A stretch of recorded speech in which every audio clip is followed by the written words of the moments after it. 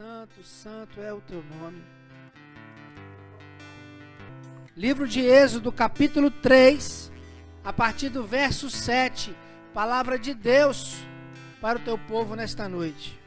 Diz assim: disse ainda o Senhor, é Deus falando a Moisés. É Deus falando a Moisés quando Deus queria tirar o seu povo do Egito. Quando Deus levanta Moisés para que Moisés tirasse o seu povo do Egito. Diz assim, Êxodo 3, 7. Disse ainda o Senhor, certamente eu vi a aflição do meu povo. Olha aí, Deus dizendo, eu, o Senhor, vi a aflição do meu povo que está no Egito. E ouvi o seu clamor por causa dos seus exatores. Conheço-lhe o sofrimento. Olha só, Deus diz que viu o sofrimento, viu a aflição. Deus diz que ouviu o clamor e que conhece o sofrimento do povo. Ele vê, ele ouve e ele conhece. Verso 8. Por isso eu desci a fim de livrá-los da mão dos egípcios e para fazer subir daquela terra a uma terra boa e ampla, terra que mana leite e mel, o lugar do cananeu, do Eteu, do Amorreu, do Ferizeu, do Eveu e do Jebuseu. Verso 9. Pois o clamor dos filhos de Israel chegou até a mim, e também vejo a opressão com que os egípcios estão o oprimindo. Vem agora, aí Deus fala diretamente a Moisés, vem agora, e eu te enviarei a Faraó, para que tires o meu povo, os filhos de Israel, do Egito. Amém? Palavra de Deus para a sua igreja, palavra de Deus aos nossos corações nesta noite. Êxodo 3, de 7 a 10.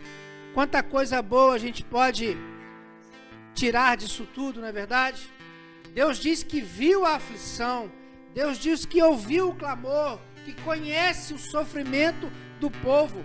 Deus é um Deus criador, a Bíblia diz que Ele é aquele que criou céus e terra, Ele criou todas as coisas, mas Deus, Ele faz a criação e Ele não deixa a criação por si só mover-se na história, não. Ele é um Deus criador, mas que continua intervindo, que continua provendo. Deus é um Deus provedor, Deus é um Deus que interage com sua criação. Ele não é um ser isolado, ele não é um ser distante, mas ele é um Deus de perto, que tem interação com a sua criação. Ele nos ouve, ele nos vê e ele sabe do nosso sofrimento. Deus é conhecido como o Jeová Jiré, que eu falei na minha oração, o Deus provedor, é o Deus presente e que continua atuando na sua criação. Ele é aquele que criou, mas que continua atuando na sua criação. Deus é um Deus de perto.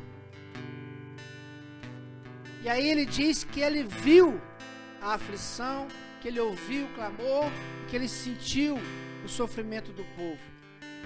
Este lugar que nós vivemos na terra, Jesus disse assim, no mundo tereis aflições. A terra onde nós vivemos, a palavra também diz que no mundo jaz o maligno. Essa terra é uma terra de sofrimento, é uma terra de aflição. A história da vida humana é marcada por tragédias, por aflições. Este lugar é um lugar onde nós teremos e sofreremos tudo isso. A vida ela é cheia realmente dessas aflições. A vida ela é repleta de tristezas. E é lógico que não só de tristeza, não só de aflições, mas também e acima de tudo de vitórias, de alegrias.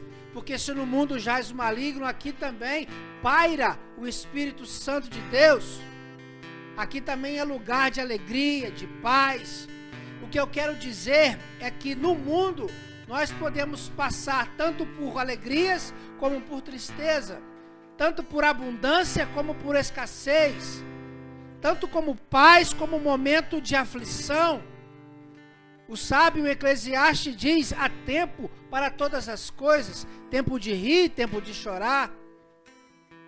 Então aqui realmente é o local onde nós padecemos estas coisas. Não estamos livres do sofrimento, não estamos livres de tragédias. Até mesmo o povo de Deus que estava no Egito era o povo de Deus, era o povo escolhido de Deus, mas que passou por um período terrível de escravidão no Egito. Chega um dia que Deus fala assim: olha, agora eu vou pôr um ponto final. É o Deus provedor, é o Deus que entra na história, Deus que usa o mal para suscitar o bem. Deus entra para livrar o seu povo e levanta Moisés para isso. Deus é aquele que entra na história, que entra no mal para suscitar o bem. É o Jeová Jiré. É o Deus que transforma a maldição em bênção. É o Deus que transforma as aflições do mundo em alegria e paz. É o Deus que pode todas as coisas, e um Deus que está acima de todas as coisas, e é um Deus que está no controle de tudo. O que eu quero dizer é que aquilo que eu creio, que o nosso Deus não é o Deus da maldição. O nosso Deus não é o Deus que lança maldição sobre o seu povo. O nosso Deus não é o Deus que lança a morte, até mesmo porque a morte ela é conhecida na palavra de Deus como a inimiga de Deus. A morte é um inimigo que foi vencido na cruz. Jesus venceu a morte. Ou seja, nos dá a ideia de um combate, de que é uma coisa oposta à outra. Jesus é o Deus da vida. Deus sempre será, sempre foi a favor da vida. Aleluia! Deus é a favor da vida. Deus criou o homem para ser eterno, mas aí o pecado entra na história da humanidade, fruto desta liberdade que Deus nos deu. E aí o pecado entra na humanidade. Deus é o Deus da vida. E aí o ser que era eterno passa a ter uma história finita na terra. Deus é o Deus da vida. Deus não era a favor da escravidão. Deus não criou a escravidão. Deus não criou a pandemia. Deus não criou o coronavírus para lançar uma maldição, um juízo sobre os seus filhos, mas Ele é o Deus que entra na história de Israel no Egito, e é o Deus que vai entrar nesta pandemia para que no meio do mal Ele suscite o bem. Deus entra no meio da aflição e transforma aquela aflição em bênção. A Bíblia diz que se o homem for tentado, não diga que foi tentado por Deus, porque Deus não tenta ninguém, Deus não amaldiçoa, Deus não lança o mal sobre o seu povo. Deus é o Deus a favor da vida. E aí eu quero dizer que, como nós então construímos a história, eu disse isso um pouco ontem, eu quero dizer novamente, como que nós podemos crer nisso tudo que está acontecendo no meio dessa pandemia, dessa quarentena, se não veio de Deus, de quem veio? E aí eu disse ontem, na história da criação, quando Adão e Eva pecaram, e Deus chega para Adão e pergunta: o que você fez, Adão? Ele diz assim: a culpa foi sua, Deus, foi a mulher que tu me deste. E aí ele chega para Eva, e a Eva culpa a serpente. Olha, a culpa é da serpente. Então o homem, nós temos a mania de nos eximirmos das nossas responsabilidades.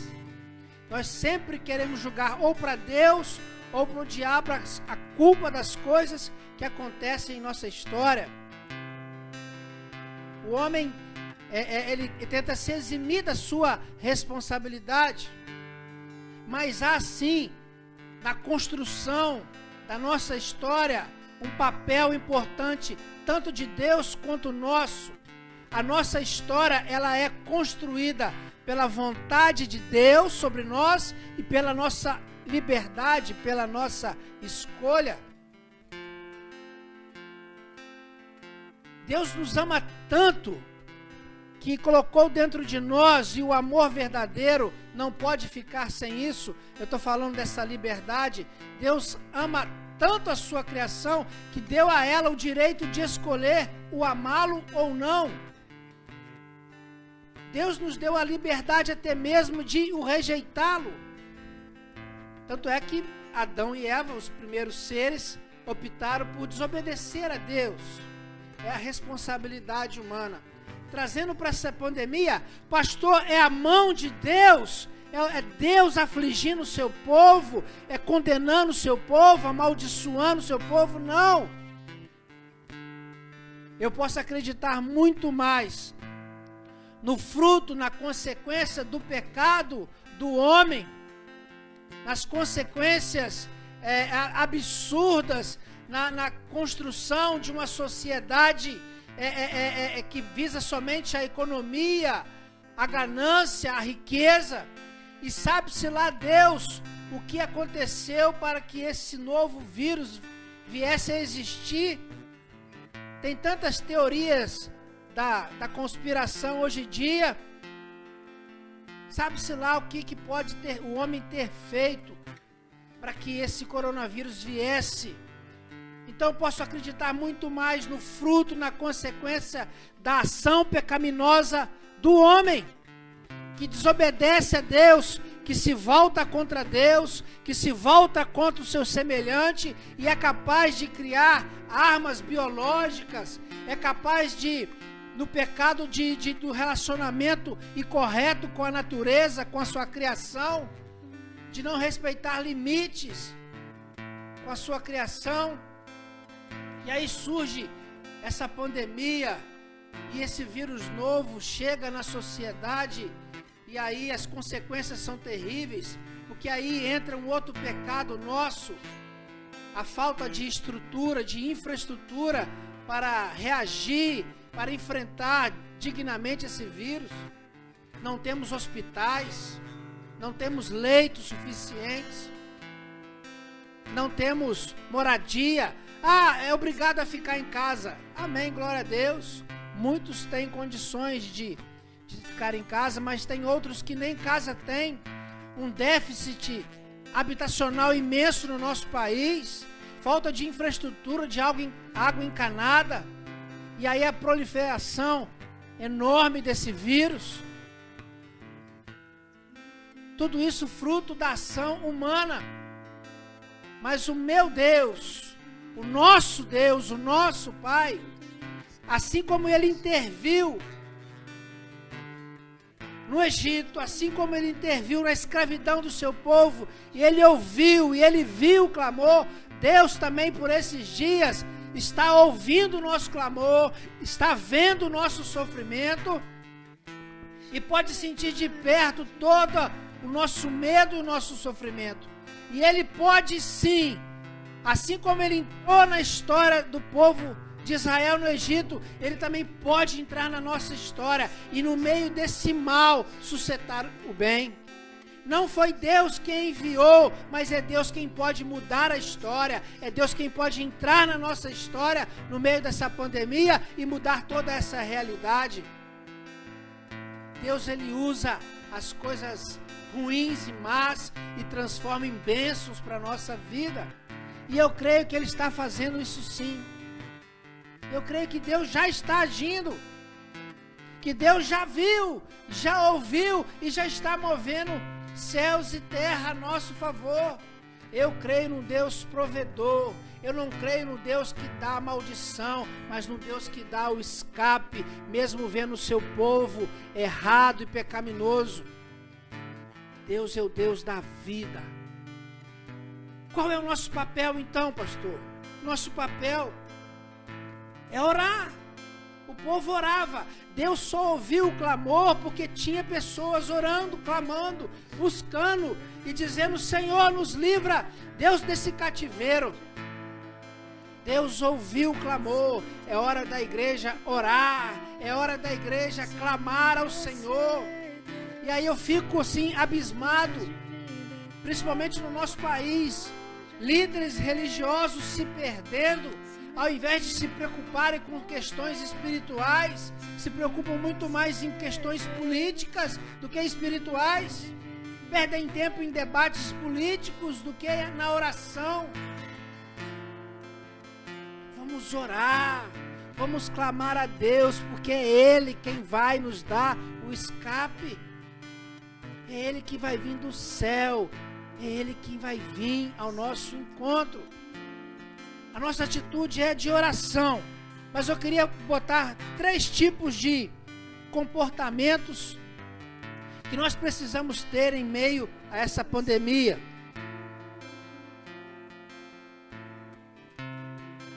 Ao orar, nós devemos pedir a Deus, a primeira coisa, discernimento. O que a gente precisa ter no meio dessa pandemia? Discernimento. Discernimento para ouvir a Deus. Discernimento para discernir as vozes. Quem realmente eu devo ouvir. Qual atitude realmente que eu devo tomar. Porque é cada um falando uma coisa. É tanta gente falando tanta coisa que a gente está se perdendo. Ninguém mais no Brasil consegue afirmar se é certo ficar em casa ou se sair. As pessoas estão já em dúvidas. E aí a gente precisa de discernimento para ouvir a voz certa, para ouvir a voz de Deus e perguntar: Senhor, como realmente eu devo me portar? Quais as atitudes, quais as decisões que eu preciso tomar? Deus, qual é o caminho mau, qual é o caminho do bem? Discernimento para ouvir a voz de Deus no meio da pandemia. É ou não é verdade que muitos já estão confusos, já não sabem mais quem ouvir, o que fazer? Então vamos orar e pedir: Deus, nos dê discernimento para ouvir a voz e para enxergar e para tomar decisão do caminho do bem, da vida. Porque só assim nós vamos conseguir sair dessa pandemia, ouvindo a voz de Deus. É como se nós estivéssemos num caminho escuro, que não conseguimos ver nada, e somos guiados por uma voz que nos chama. É como se nós estivéssemos em um alto mar, e uma voz nos chama na direção certa, e outras vozes nos chamam na direção errada. Então eu preciso discernir para saber: Deus, aonde está a tua voz? A orar precisamos de discernimento e outra coisa, de disponibilidade. Precisamos estar, mesmo em meio à pandemia, disponíveis para Deus, porque somos servos de Deus. Antes de qualquer coisa, nós somos servos de Deus. Deus fala com Moisés: vem agora e eu te enviarei. Moisés se dispôs a trabalhar para Deus no meio da escravidão. Ele disse, como os profetas disseram, Isaías, Jeremias e tantos outros: eis-me aqui, Senhor, envia-me a mim. No meio dessa pandemia, nós precisamos estar disponíveis para Deus. Será que você já fez isso para Deus? Deus, eis-me aqui. Porque existem pessoas no meio dessa pandemia que estão precisando de Deus, de ajuda. E Deus quer nos usar para isso, como canal. Porque essa é a hora também de demonstrar Deus para a vida das pessoas.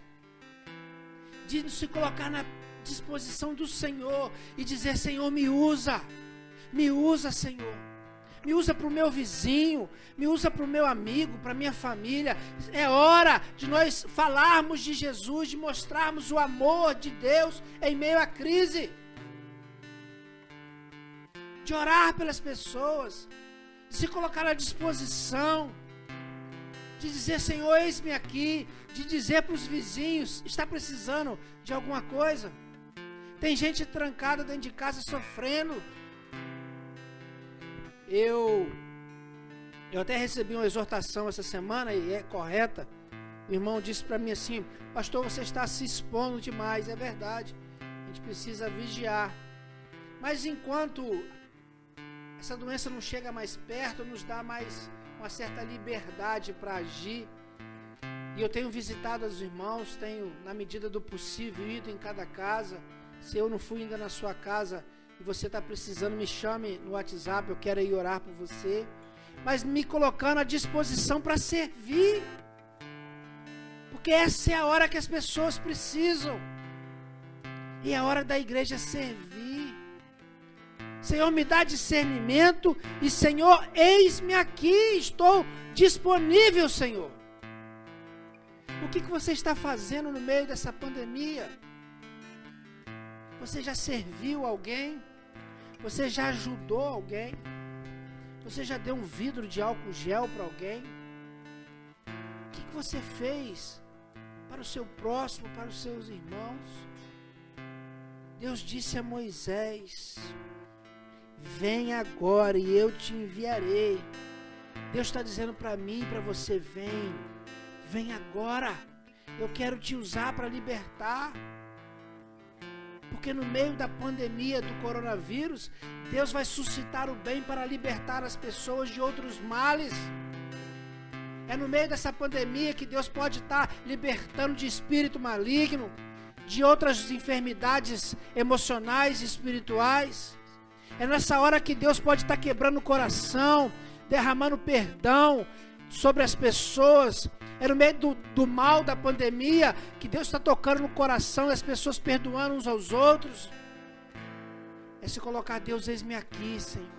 Eu preciso de discernimento, de disponibilidade e mais um D aí, é o DDD de Deus.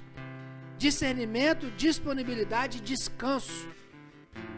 Ficou por último, mas não menos importante, porque só descansando em Deus, só relaxando os meus sentimentos, só tendo paz, que eu vou ter discernimento para ouvir a voz de Deus. A gente não consegue ouvir a voz de Deus se não tiver paz no nosso coração. E só em paz eu vou poder ser disponível para o outro. Se eu não tiver paz, se eu estiver angustiado, eu vou pensar somente em mim mesmo, nos meus problemas, nas minhas contas. Então eu preciso de descansar em Deus, de acreditar que mesmo não sendo obra de Deus sobre a humanidade, porque não foi Deus quem está fazendo, mesmo não sendo ação de Deus, Deus ainda continua no controle. Deus está acima de tudo, nada pega Deus de surpresa. Deus é o ser atemporal, é o Rei dos Reis, é o Senhor dos Senhores, é o Alfa e o Ômega, o princípio e o fim. Passado, presente e futuro estão nas mãos de Deus. Ele é o Senhor e Ele continua no controle.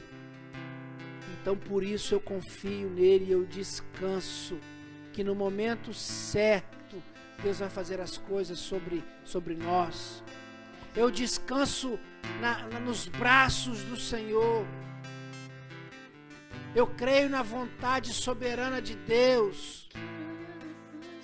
Eu creio no amor de Deus. Eu não sou determinista. Eu creio que a nossa história ela vai sendo construída por nós e por Deus. Mas que Deus era como se Ele já soubesse as nossas escolhas. Por isso que nada pega Deus de surpresa.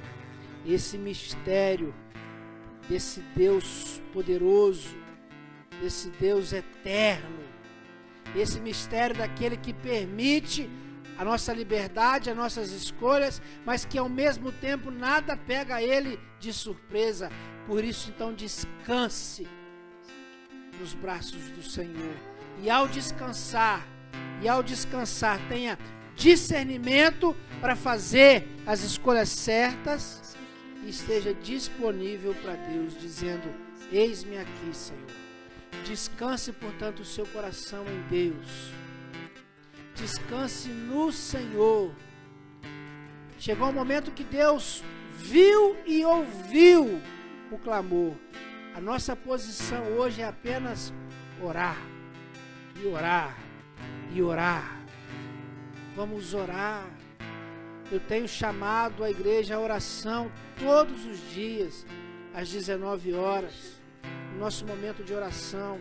Isso não é em vão, não é à toa, é somente através da oração, pelo menos uma vez por dia.